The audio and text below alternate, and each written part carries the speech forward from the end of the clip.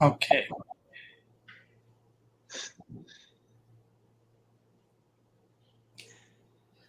Assalamu alaikum wa rahmatullahi wa barakatuh.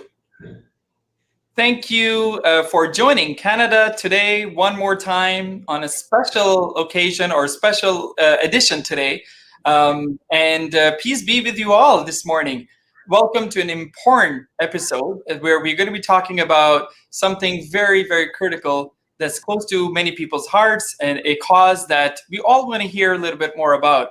And today we're honored to be joined by an influential member of the parliament, as well as a prominent human rights activist and a humanitarian.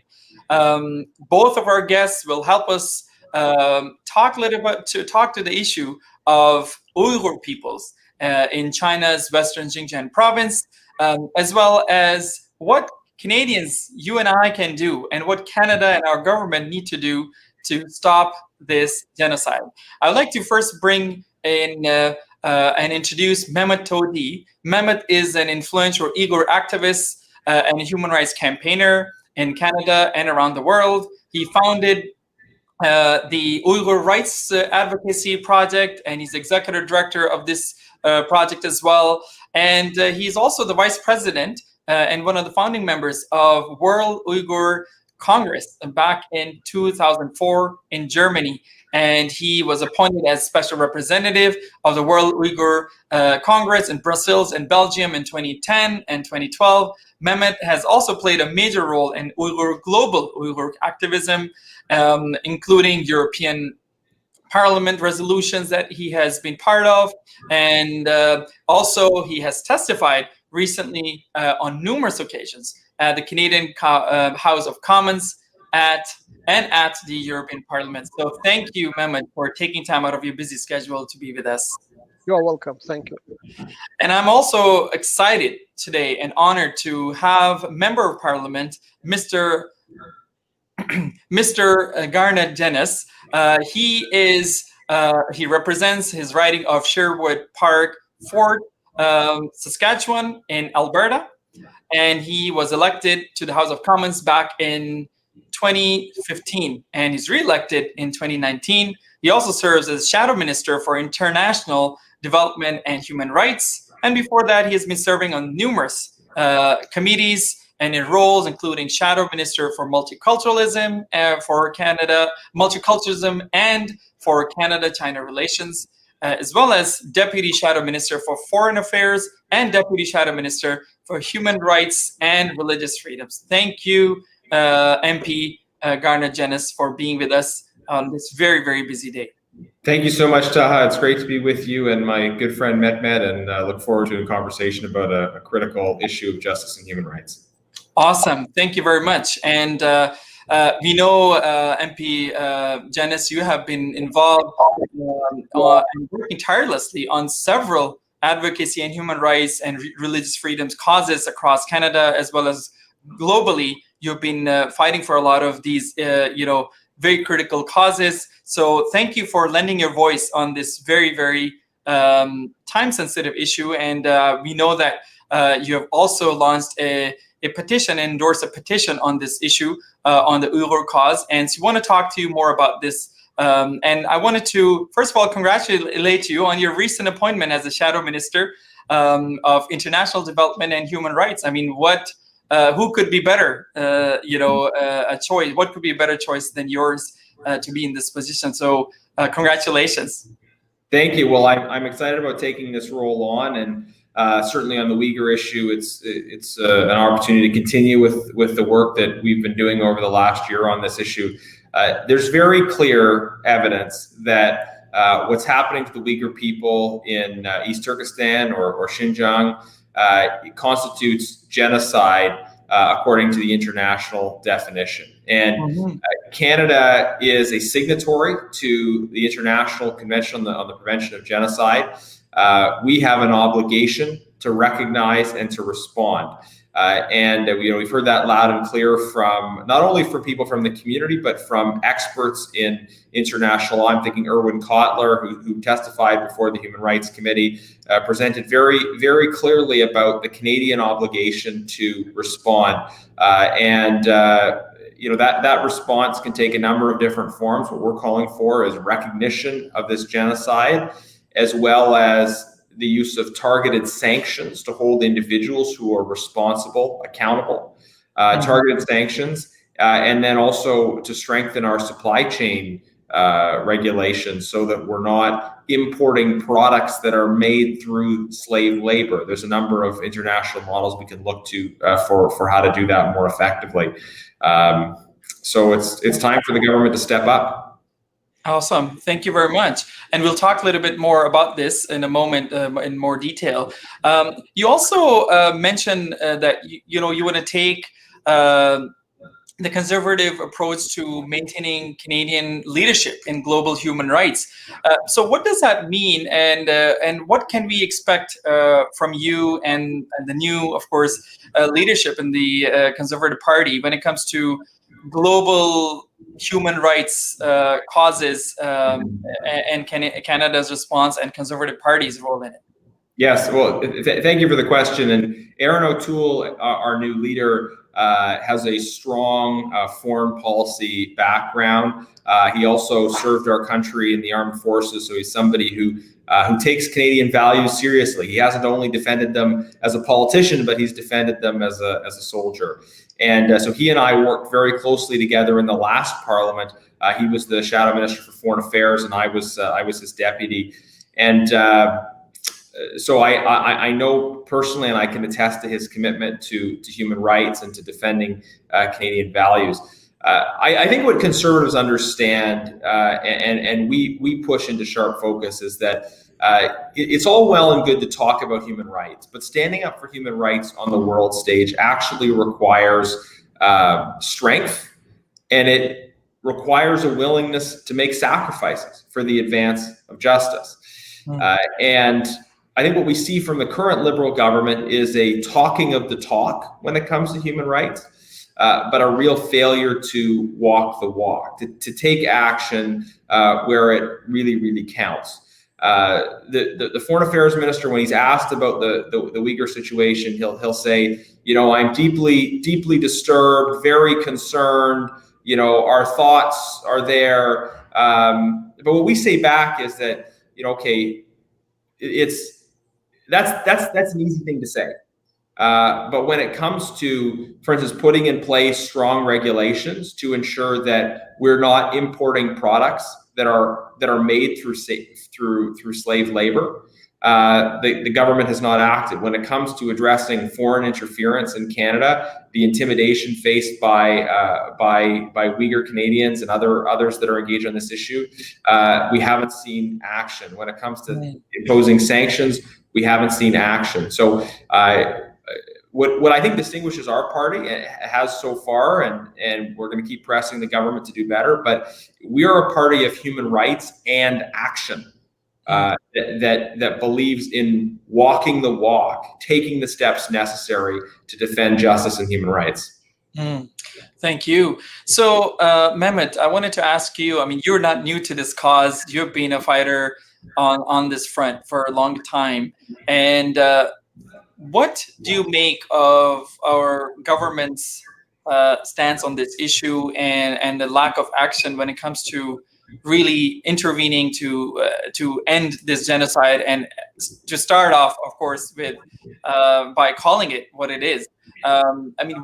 First of all, why do you think our government has not been vocal, has not taken action on this, and really, what do you think? What do you make of all this that you have been noticing for the past several years?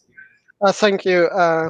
Also, I would like to mention that My dearest friend Garnett is the member of Inter-Parliamentary Alliance on China. It is the international organization bringing up all parliamentary members from different countries across the world.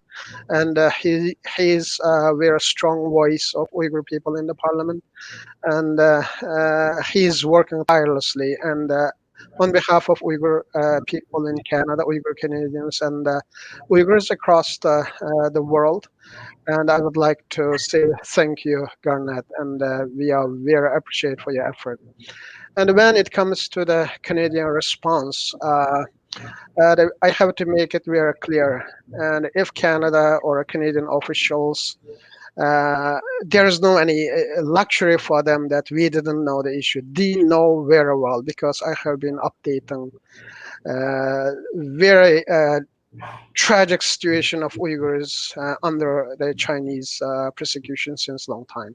And I met personally with our global affairs minister, Mr. Champagne, and also previous minister.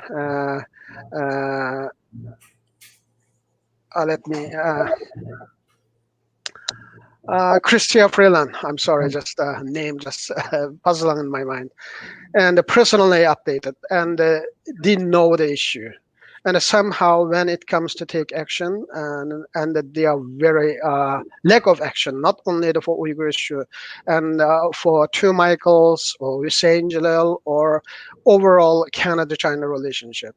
And basically, their policy is fear, based on fear and defensiveness, and also they got our top leaders, they got the wrong advisors on China issue, and they don't have the experts around them to give the better advice to protect the interest of Canada. So it is overall it is the policy issue, and the government did not have the enough gut and the courage to change the current status quo and to look at the issue that which is not working, and bring up the new ideas and the new sanctions. At least follow the footstep of United States and the other Western the countries, not only the Uyghur issue and the other the protecting the intellectual property issue, and protecting the Canadians' right from the Chinese intimidation and the harassment. And these are the top issues that we have been raising with our government officials. And so Uyghurs basically around the world lively updating the world about their disappeared loved ones and family members.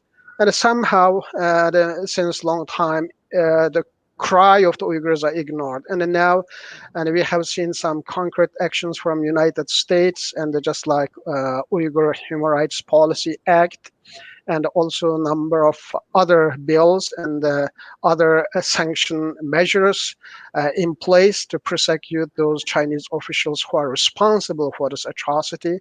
And also there is growing call, just like Honorable Garnett Dennis mentioned, to call it what it is. It is the genocide without any further adjective, or cultural or demographic, or it is purely genocide. If the genocide convention's definition is still in place, if there is no any changes in the definition, and if there is no any condition to exclude Uyghurs from the definition, that is the genocide.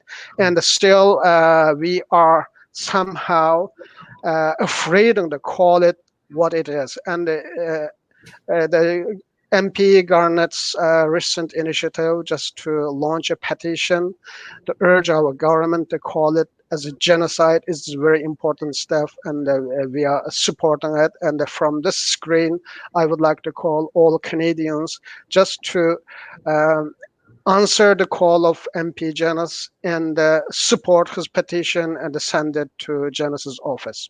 Thank you. Awesome.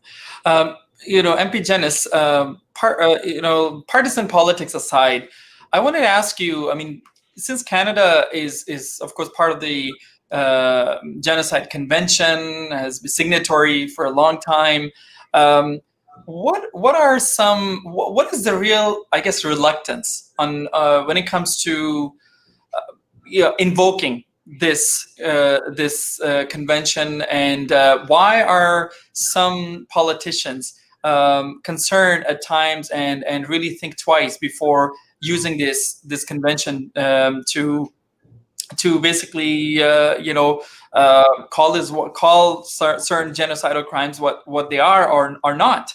I mean, why is there that hesitation on the part of some politicians or MPs in engaging in this this whole campaign that you're launched, that you're pushing for and calling it a genocide? What are some legal implications and other implications? Well, so the legal implications, that's the key issue, in that I think a lot of people might identify with this in their own lives, where the point at which you acknowledge that there's a problem, you have to try to solve it, right? And so avoiding acknowledging the issue or the problem might reflect a desire not to feel obliged to take the response action. There's been a bunch of development around the issue of genocide in the last 80 years or so since the Holocaust, where, you know, after the Holocaust, and something that speaks to me personally, my grandmother was a Holocaust survivor. The international community said, never again should we allow this kind of a crime to take place. And so we created definitions of international crimes, we codified them, and we tried to create systems around holding people accountable. And that has been developed more recently with the doctrine of responsibility to protect, that countries who are involved in that have signed on to the convention have a responsibility to act to protect communities that are facing genocide. That first, the state has an obligation, a responsibility to protect, but if the state fails to act, then other states have an obligation, a responsibility to protect.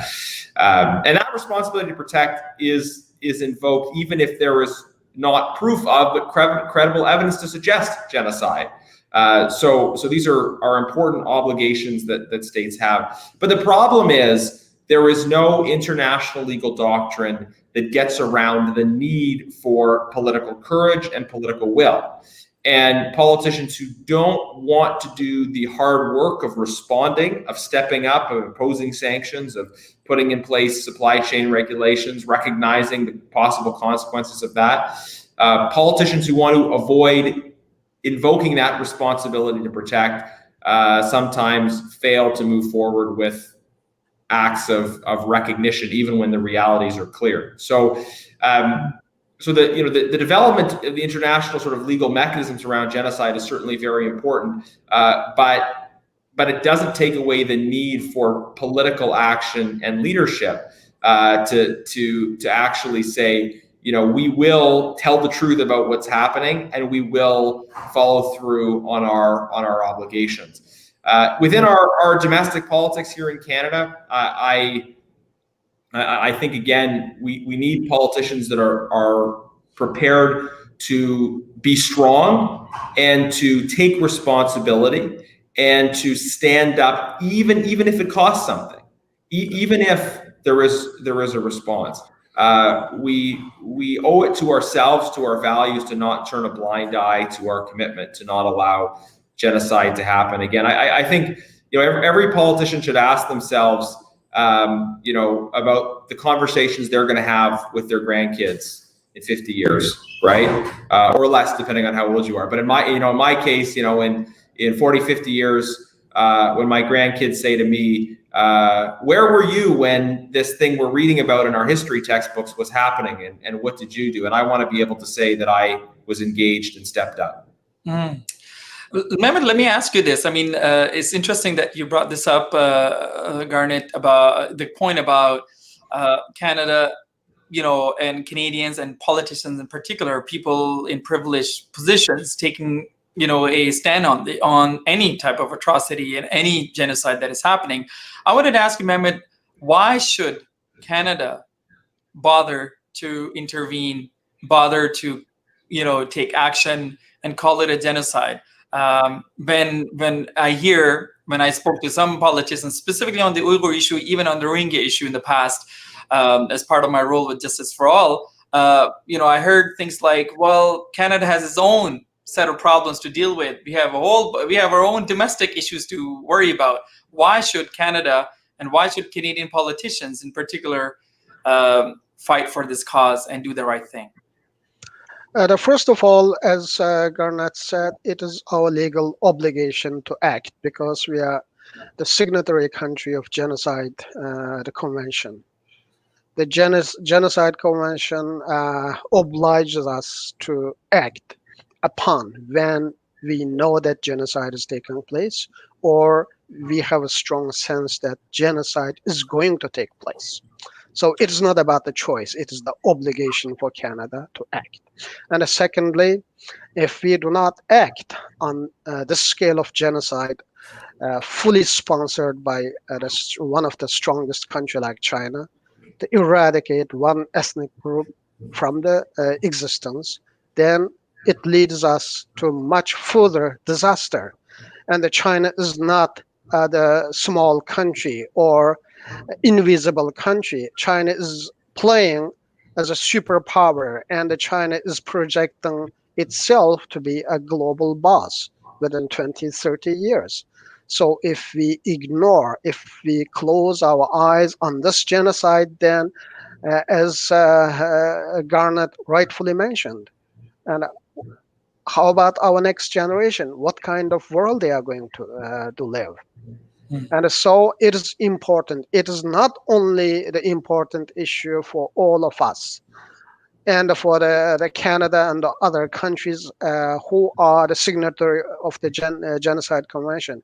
It is important for our next generation as well, because there is no accountability in China. And so far, so many cries and so many documented evidence surfaced and so many testimonies from the people. Chinese government did not come up even a single statement just to release how many Uyghurs are in concentration camps and how many of them died by torture. And they built crematoriums just on the side of the concentration camps. And what is happening for those Uyghurs? And many Uyghurs are today crying for disappeared family members. So what happened to them? As a state, they have an obligation to respond. And now, even we don't know how many thousands, hundreds, or millions of Uyghurs are working slave labor in mainland China. And how many Uyghur prisoners or camp detainees transferred to mainland China? China's closed box. And China wants to destroy facts and shut the mouth of international community with the financial incentives and pursuing its dream by killing and by finger pointing others and threatening and intimidating global members of the community. So it is important. It is about our future. It is not about just only Uyghur people's future. It is the future of the world.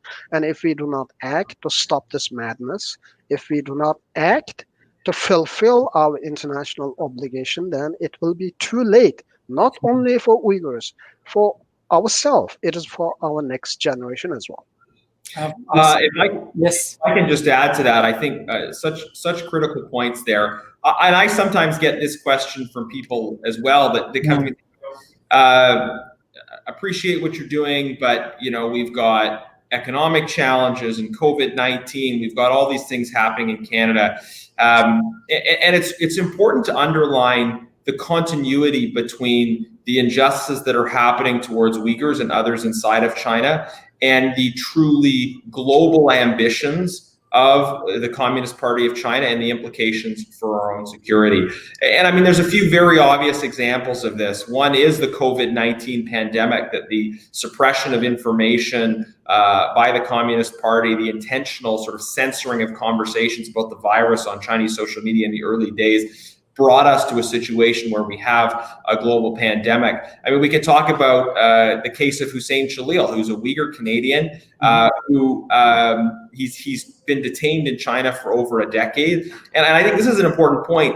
He didn't even travel to China. It's not as if he went to China and was arrested there. He was actually abducted in a third country and sent to China. I've met his wife. They've got 4 sons.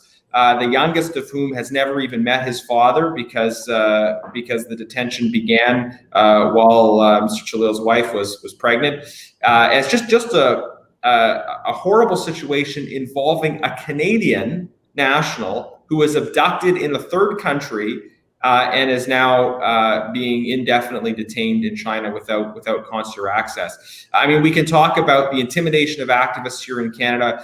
We can talk about the elite capture, the efforts of the Communist Party to capture our institutions, to intimidate Canadians who are speaking about these issues, and to try and influence the direction of our economy, stealing IP. There are so many issues of foreign state-backed interference here in Canada, trying to influence our politics, our democracy, and though that has profound implications for the security of all Canadians, not just Canadians of Uyghur or Chinese origin. We always see, as a general principle, that governments which are a menace to the human rights of their own people are also a great threat to the securities of other peoples. We talk about the example of the Holocaust and never again. It didn't stop with a Holocaust inside of Germany. There was a connection between the brutal genocidal ambitions of that regime within and beyond its borders. So when people say to me sometimes, well, what about Canada? This is about Canada. This is about our own security, because if we don't stand up for our values, then they will be threatened, not just overseas, but here at home. Yeah. Well, thank you for sharing this. South of the border, thanks to the hard work of a lot of Uyghur leaders, as well as human rights activists, some of the work people I'm connected with, they have worked over the past year, especially very hard to get some resolutions passed in the House, as well as gotten some very significant statements out of the U.S. government on the very categorical statements, of course, sanctioning China when it comes to its genocidal campaigns against Uyghur people. I wanted to ask you, ask you both, what about this argument that you hear that this is just American politics?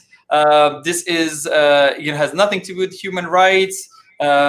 This is a very opportunistic thing that, of course, the Trump government is playing to basically, deal with the only other pretty much superpower out there, and we shouldn't be buying into that American propaganda against China when it comes to this Uyghur plight of Uyghur people. I wanted to start with you, Mehmet, because this is a kind of a rhetoric you hear in the Muslim community as well as among Canadians out there quite often. So I wanted you to shed some light on this from your perspective. Thank you. This is a really important question because not only some Muslim countries, especially in Turkey as well, this is a very the argument that circulated every day and raised by so-called member of academia and the other journalists. And somehow this is the CIA operation, conspiracy theory. And using the Uyghurs, the America using the Uyghurs as an excuse to suppress China or block the Chinese development or advancement. Okay, it is not United States who detained my 78 years mother. It is not the United States who detained or made enforced disappearance of my 38 relatives. It is not the United States who put more than 3 million Uyghurs in concentration camps. And it is not the United States who destroyed mosques, confiscated and burned the Quran, and flattened the religious sites. It is not the United States who converted the mosque, I'm sorry to use it, into toilet. It is China. It is China. It was not the United States who sponsored Aung San Suu Kyi and her bloody regime to commit the genocide for Rohingya people. And we have to make facts straight. It is China and it is ongoing. Just because Chinese ambition to be a global superpower, replacing the United States of America-led Western world. And the Chinese government is committing genocide. Chinese government is paving the road under the name of building infrastructure and connecting the other parts of the world for better future, and committing genocide for Uyghurs, for connecting their China-Pakistan economic corridor to Gwadar port for sea access to Indian Ocean. And also Rohingya genocide has been happened just because of the CMEC, China-Myanmar economic corridor, connecting Chinese Kunming city to Kyabku port in southern part of the Myanmar. And the Chinese government was behind that. And somehow we don't talk about that. And still Chinese government is the strongest ally and the staunch supporter of the Aung San Suu Kyi and blocking the UN vote to condemn the genocide, the committed genocide of the Burmese government against the Rohingya people. It is the Chinese government. It was not the United States. So when we talk about the facts and when we display the facts open and frankly, and the violation of international rules and international norms and human rights, the standard of international accepted human rights and universal values. And our finger is pointing China, not other countries. And so, and I have to say to those skeptics, maybe they have some problem with the Western countries or United States because of their some domestic issues or some other reasons. But when it comes to China, we begged the United States to act. We begged Canada to act since more than 3-4 years. It was not the automatic process. And some even the people in Turkey accusing us that we are the agent of CIA. I have never seen the CIA people. I don't know where the CIA is. And when we raised this genocide 3-4 years ago, and many people in the United States and even Canada said, please do not exaggerate. And we know that China is violating the human rights, but holding up more than 1 million people or a couple million people, it is the exaggeration. They did not believe us. And later on, media reports and satellite images and so many undeniable facts are surfacing one after another. And then, because as Garnett said, we have a commitment, never again. When they realize that never again is occurring again, and they obliged to act. And that the actions taken by United States is not enough. It's just the beginning. And the United States did not yet condemn the genocidal policy of Chinese government. They have some policy in place already, but they never pronounce or call it the genocide officially. And we know that. And the European Union didn't do that. Even our Canadian government didn't do that. So if it is the CIA operation or a conspiracy theory or a United States excuse to suppress China, in that case, we should be expecting more from United States. But it is just compared to scale and the extent of the atrocity. We are talking about genocide and the millions of people. We are talking about targeting one entire ethnic group for eradication. When you consider the scale and extent of the atrocity, the actions taken by United States is not enough. And Canada didn't take any concrete action. And so, I would like to remind them that before finger pointing the United States or Canada or other countries, they have to ask themselves why we do not act, why we are silent, why we are complicit to Chinese genocide against Uyghurs. That is the right question to ask, actually. Yeah. And I'll just add on the issue of American politics. I think, the people that are trying to obfuscate or distract from the focus on what China's doing want to make this all about Donald Trump. Clearly Donald Trump is not the most popular person to ever hold his office outside of the United States, at least. But this isn't really about Trump. There's a groundswell of bipartisan support in the United States for especially a stronger response on issues of human rights. Through the Interparliamentary Alliance on China, I work with Senator Marco Rubio on the Republican side, Senator Mendez on the Democrat side, and the Parliamentary Alliance in general. It's a multi-party, multi-country organization. We've got active British Conservatives, British Labour politicians.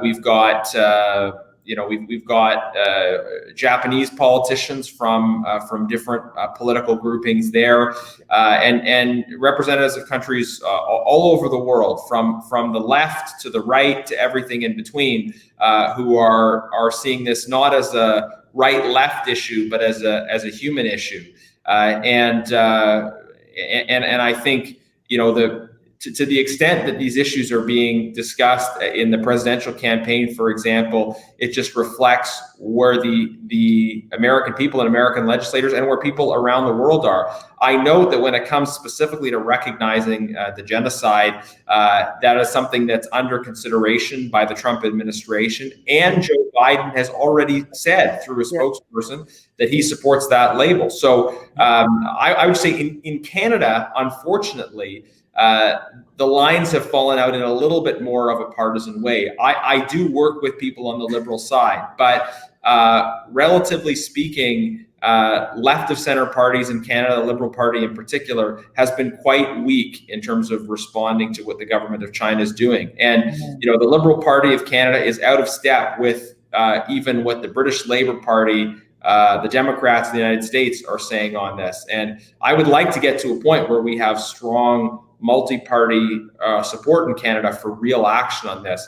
But right now, it's tended thus far to be sort of a project of conservatives with some support from individual legislators in other parties, where it's been without, in particular, a strong enough response from government ministers. Well, we do have a precedence, of course. Not that long ago, about 3 years back, we did have, of course, our parliament unanimously declare the Rohingya genocide a genocide.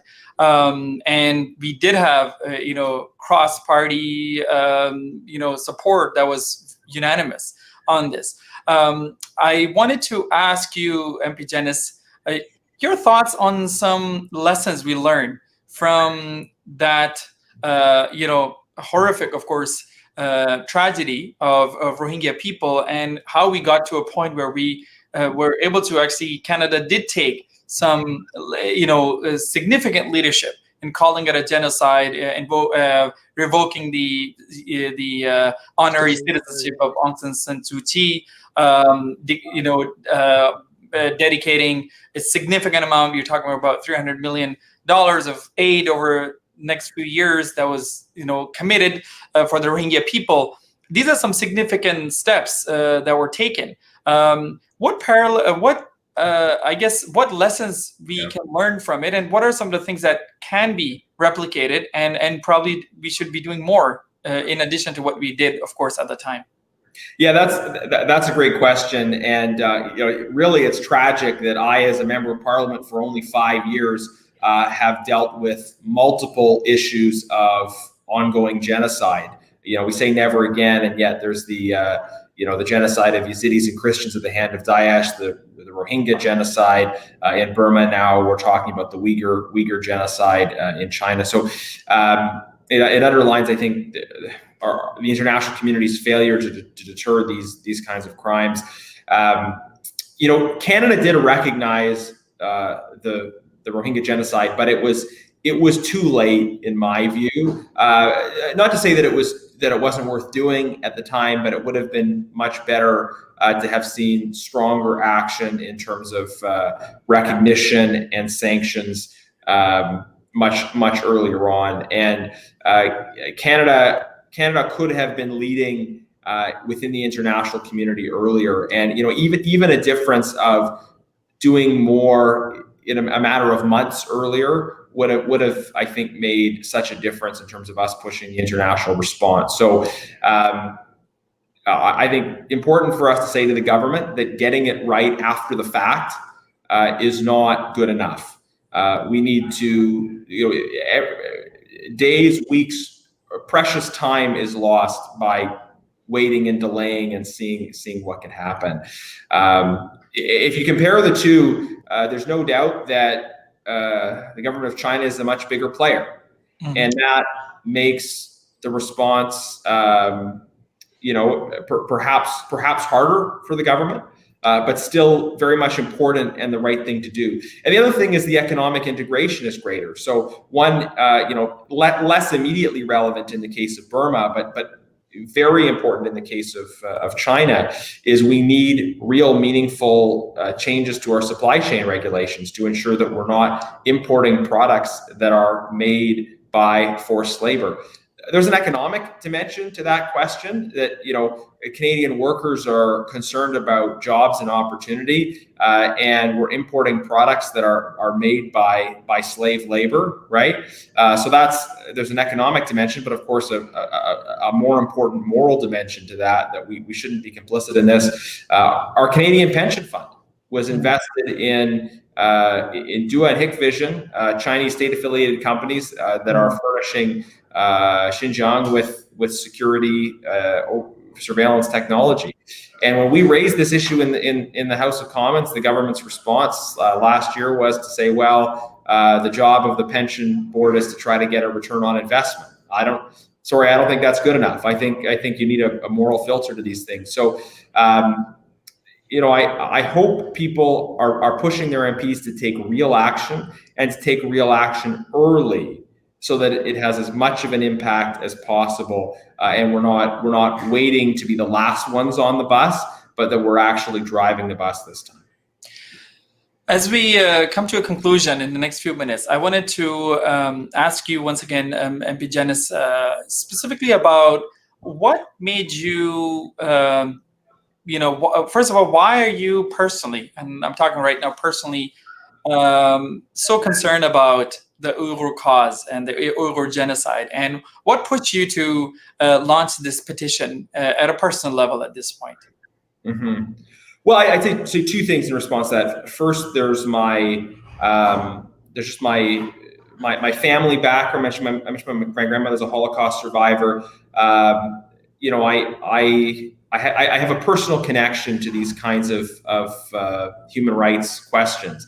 And I think a lot of people feel that we're all human beings, and when we see human beings suffer, particularly in terms of my grandmother's experience, she was a person who she was a child, she was part of a minority community.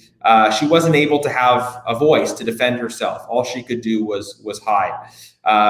But there were people who did have a voice, who used their voice to advocate for justice. In her area, there was a Catholic bishop, someone named Clemens von Galen, who was a vocal critic of the Nazis, and whose public courage, using his public position to stand for justice, encouraged people to help someone like my grandmother. And we can think of politicians in the West who talked as well about what the Nazis were doing and called for a stronger response. So now for me, I feel like sort of the shoe's on the other foot, where I come from a family where there was persecution, but now I'm in the position of having privilege and having a platform and being able to speak for those who cannot necessarily have their voices heard directly. So, I have the privilege of doing this, and through it, I think expressing gratitude for those who had the courage to speak up and save the lives of people who were in my family. The other issue, though, that drives me here is a sense that what's happening to the Uyghurs is indicative of the mentality of the Communist Party regime. And the Communist Party in China is a regime on the move. It is not just looking to kind of maintain the status quo. It is looking to expand its influence through the Belt and Road Initiative, through the Asian Infrastructure Investment Bank. It is running a highly sophisticated colonial project throughout Asia, in Africa, and that involves elite capture in Western democracies. So if we are concerned about preserving our way of life, our freedoms, then we need to be attentive to what's happening inside of China, because frankly, it's not going to stop there. And if we don't confront these issues with forthrightness and courage, then we risk losing our own sovereignty and freedom. It happened with Hussein Chalil, a Canadian citizen, not even in China, abducted and brought to China, indefinitely detained. We are not immune to the global reach of the CCP, so it's important for us to stand up now while we can. Thank you very much for sharing that very personal reflection and story here. I appreciate it. And I think we'll all find it very inspirational. And Mehmet, I wanted to ask you, in your work now over the past few years, especially last couple of years, where we are pushing for this campaign, Save Uyghur campaign or Uyghur campaign across Canada, across the world. In Canada in particular, how has been the response from the interfaith groups and communities, from political allies, human rights groups, ethnic groups? I mean, whosoever that you have been interacting with, I mean, what kind of response have you been getting from Canadians at large, and in specifically leaderships in some of these groups out there? Thank you. And we are receiving, at least I personally, I receive more than 20, 30 emails every day from total strangers, and just asking me how we can be part of this the campaign, how we can help. So there are a lot of interests and a lot of enthusiasm there out there in Canada, from coast to coast, and this is a really good development. And secondly, on organizational level, different faith group and the ethnic group and all parts of the Canadian fabric joining us and expressing their solidarity and arranging their own campaign or a fundraising campaign, already a part of our global outreach. So we are very appreciated for that. And recently, two Jewish organizations, prominent Jewish organizations, they issued a statement to offering us support.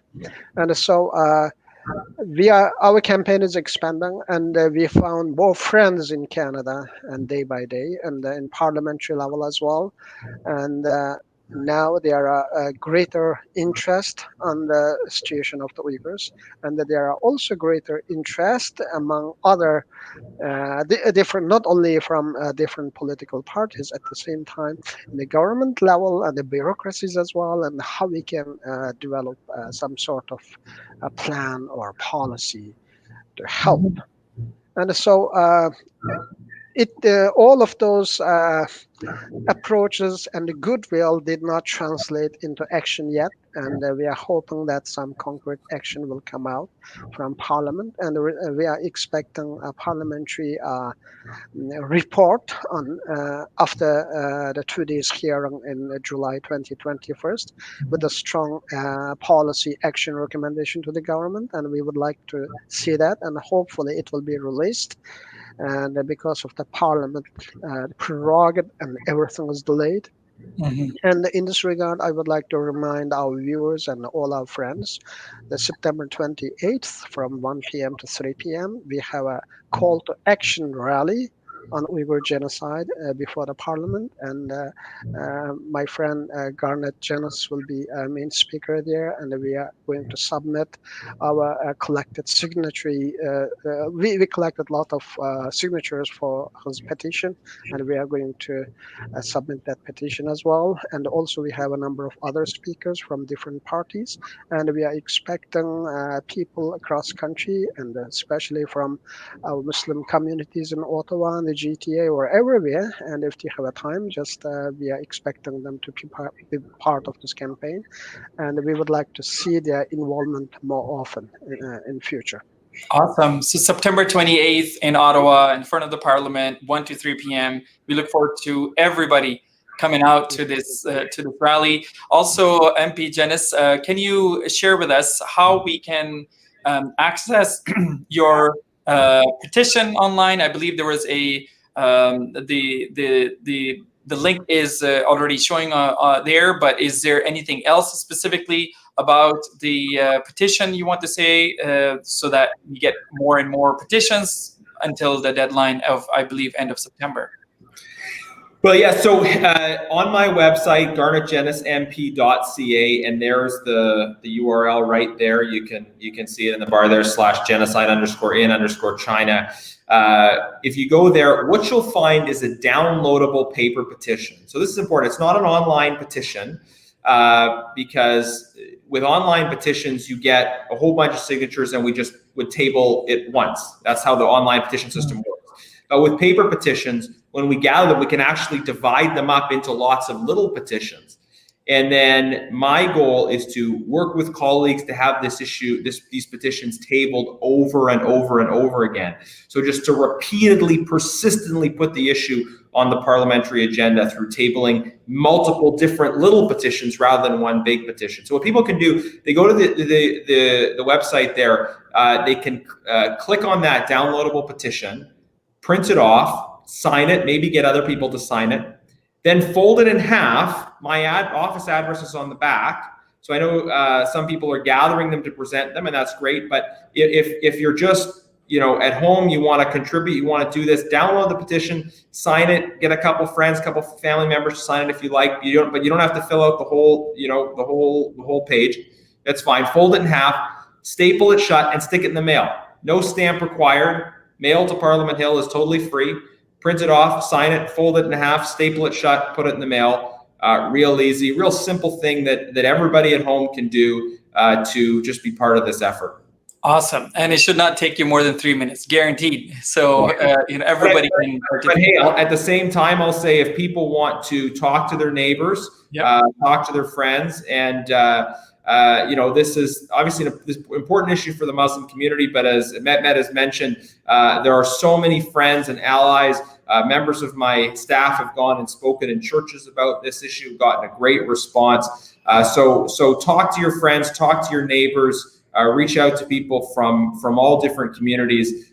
This is an issue that matters to all of us and that Canadians can and are coming together on. So if you want to just sign it yourself and mail it, great. If you want to get a few extra signatures for people that's great too. Awesome, thank you. Okay, so as we end, just one more question for 30 seconds each. What would be other than the petition and the protest that you both mentioned, what are, I would say, top three things Canadians can do to hopefully end this genocide? Mehmet, can you please get us started? Yeah, all Canadians should keep close eyes on their MPs, and the send a letter is not enough. And when they send a letter, they have to call and follow their letters, whether the letter is received and read and taken into action. This is a number one step. And secondly, all Canadians should urge their MPs to vote on a parliamentary resolution on Uyghur genocide, if that is tabled. And also all Canadians should urge their MPs to pass the parliamentary bill to ban the products coming from China made through slave labor. And the United States already banned not only cotton or other products, whole bunch of items, and put the onus on the companies to prove that their products are not associated with forced labor. And Canada should do the same and activate the Magnitsky Bill to prosecute those Chinese officials who are responsible for Uyghur genocide and other human rights violations, just like in Hong Kong. And also pass the legislation And we have a number of other legislations as well. Just most importantly, passed the legislation to ban organ transplant originated from China, coming out without any consent from the prisoners and the prisoners of conscience. And this is important moral issue. And there should be some similar sort of legislation, not strong enough. This time we have to act according to real situation on the ground, and the situation is really dangerous, and it is a threat for our future. Awesome. Thank you very much. And MP Genuis, please. Yeah, so those are all excellent ideas in terms of legislative initiatives. I would just say to folks at home, simple steps that you can take. Number one is, everybody who's watching this on social media, they have a platform for spreading the word. Share this video. Look for other articles and information. Post the petition link. Use your own platforms through your friend networks, magnify these important issues. Number two, take the time to raise these issues with family, friends, coworkers in conversation. It's not a bad thing to talk about politics with your neighbors and your relatives, especially on an important issue like this, where nobody's going to disagree, right? It's not, you bring this up over a extended family dinner, letting people know this is happening and encouraging them to be part of it. We influence politicians through public awareness, and it's hard to get politicians to respond unless and until enough everyday Canadians are aware of the issue. And the third point I'd make is talk to your politicians, reach out to them, seek an opportunity to meet with them and share your perspective on this and ask them questions. That direct engagement with individual legislators is so important. There's a bit of a myth that in our democracy, all the decisions come from the top. I have seen that is not the case. That when individual citizens meet with their MPs, persuade them of an issue, even if the MP is more cautious in the meeting with the constituent, they might then take that feedback and put pressure on their own party, in the case of the Prime Minister, to respond in a more forceful way. So take the opportunity, seek those meetings, and as Mehmet talked about, I mean, there will, I suspect, be parliamentary debates and votes on these issues, on supply chain bills, on recognition, on Magnitsky sanctions, and we're going to look for opportunities to have those debates. And members of parliament will stand up and be counted on those initiatives. And when MPs are thinking about how they vote, we want them to remember those conversations they had with their constituents, and we want them to be aware that they're being that their votes, their statements are being watched by their constituents, and everybody watching this video can play a role in making sure that happens. Thank you, both of you, actually, for some very practical insights here, very practical ideas, and for your courage to stand up for what is right, even though it may not be popular, not popular yet, maybe. And you both are leading the way, so we really appreciate your time and your courage here. MP Garnett Dennis, it's been a pleasure and honor speaking with you today on the show. We look forward to working with you, of course, in various human rights portfolios and your new role even as the Shadow Minister of International Development and Human Rights. And Mehmet, thank you for your first-hand account of course, what's happening with your family and Uyghur community, and what are some of the things that Canadians can do to end genocide of Uyghur people. So once again, we appreciate both of you being here, and we look forward to having you again on this show. Thank you. Thank you very much.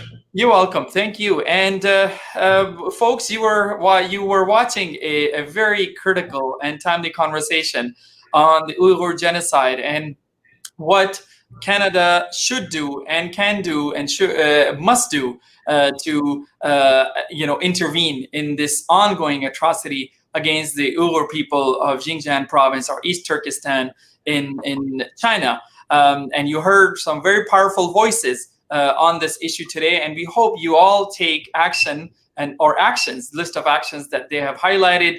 Once again, this is Taha Ghayyur, your host on Muslim Network TV, Canada Today Show. We look forward to